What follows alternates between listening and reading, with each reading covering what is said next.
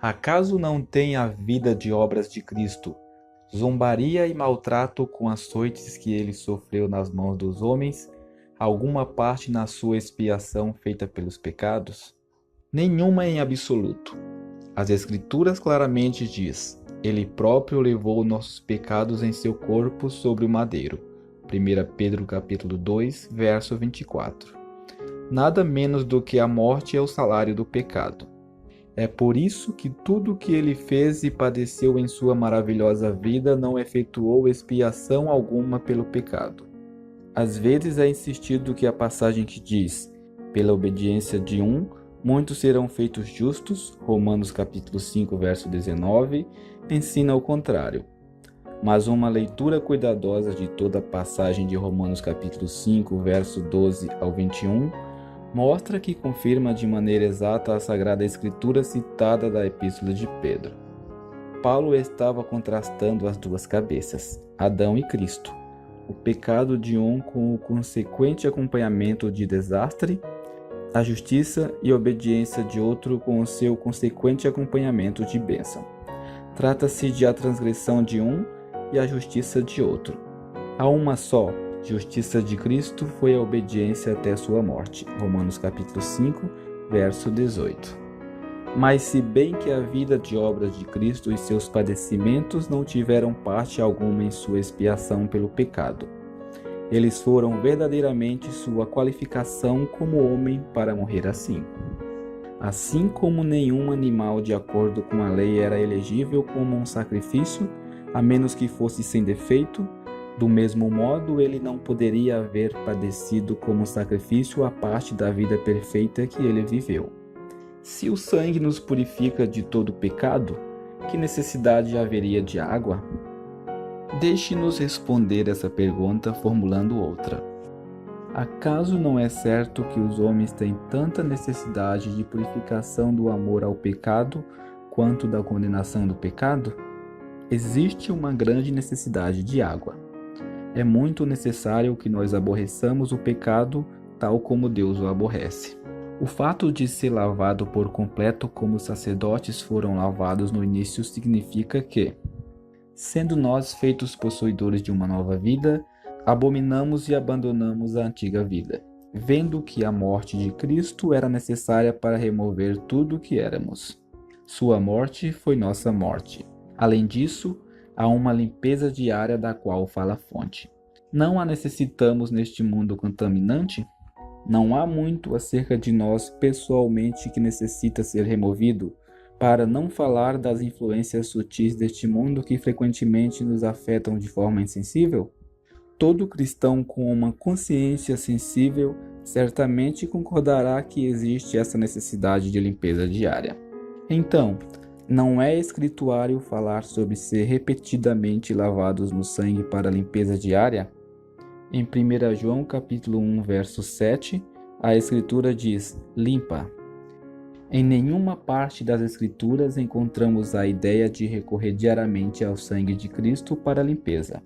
O argumento deduzido do uso da palavra limpo em 1 João capítulo 1, verso 7 não é admissível.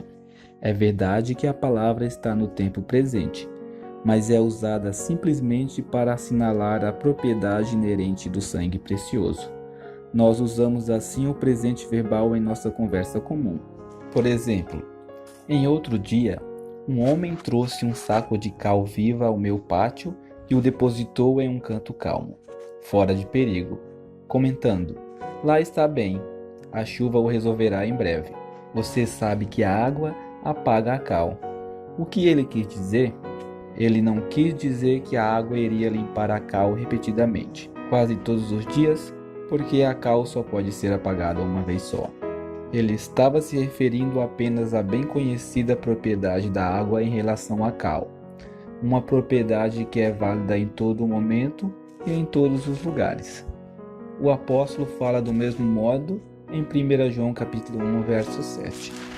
Mas a Escritura fala, como vimos, de nossa responsabilidade de que sejamos lavados repetidamente em água. E insistir nessa clara diferença não é apenas exatidão teológica ou do tipo técnica. Ensinar que devemos recorrer repetidamente ao sangue para novas aplicações faz grandes danos de uma maneira dupla. Em primeiro lugar, desonra o sangue de Cristo, quase retomando ao nível do sangue dos sacrifícios judaicos oferecidos sob a lei. E em segundo lugar, coloca o santo repetidamente no lugar do pecador para passar pelo processo de limpeza e justificação uma e outra vez. A verdade é que, pois, com uma só oblação, aperfeiçoou para sempre os que são santificados. Hebreus capítulo 10, verso 14. Aferremo-nos verdadeiramente a isso. Diga-nos um pouco mais sobre esta limpeza diária com água. Como a conseguimos? Por meio da palavra. A água e a palavra estão claramente conectadas em uma passagem como: para santificá-la, purificando-a com a lavagem da água pela palavra. Efésios capítulo 5, verso 26. A palavra de Deus é o que faz com que nossas almas cheguem a entender a morte de Cristo em seu poder e riqueza de significado espiritual. O pecado em sua verdadeira fealdade é revelado, e nossos afetos são purificados mediante ela.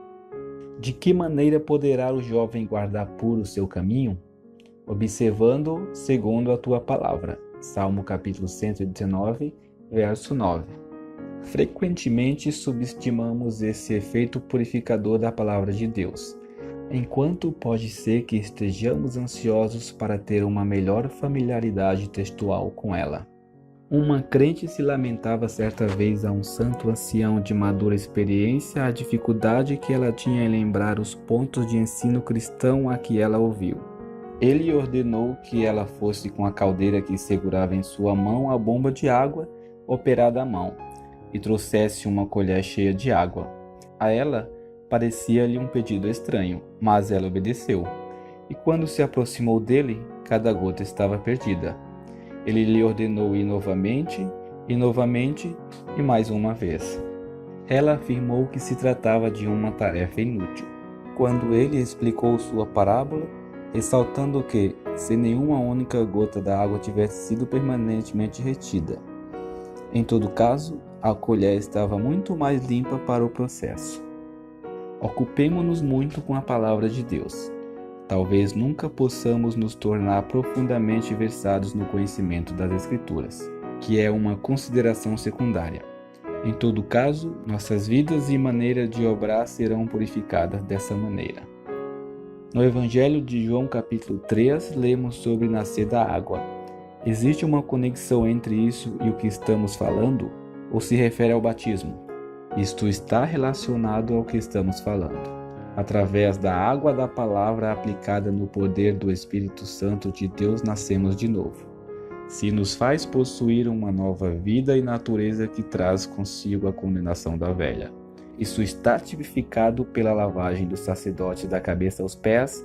Veja Êxodo capítulo 29, verso 4. E João capítulo 13, verso 10. Não se refere ao batismo. Uma tranquila consideração da passagem torna isso evidente. Note que o Senhor fala apenas de um novo nascimento. Do novo nascimento é dito que é da água e do Espírito. A água é um instrumento. O Espírito é o poder. E o Senhor declara expressamente que é, na sua natureza, indefinível e completamente incontrolável pelo homem. João capítulo 3, verso 8. O batismo é facilmente definível e completamente controlado pelo homem e, portanto, não é disto que a passagem fala. É somente quando pecamos que precisamos da água?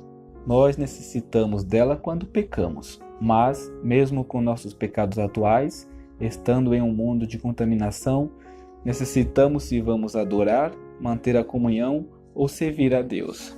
Leia Números capítulo 19 e encontrará em tipo a água como purificação de pecados. Então, passe depois a Êxodo capítulo 30, verso 17 ao 21, e encontrará a água como um tipo que remove toda a contaminação terrestre em vista de se aproximar de Deus sem referência a pecados específicos. No Novo Testamento, João capítulo 13 está mais relacionado ao último aspecto do que ao anterior. Quão dependente nós somos, não apenas do sangue, mas da água. Conheceis agora o divinal poder desse sangue que Cristo verteu. Confiastes nele para receber sua graça e perdão lá do céu. Conheceis o valor de Jesus que morreu sobre a cruz. Confiais no sangue desse Salvador, pertenceis ao seu reino de luz. Desejais com ele todo dia andar com Jesus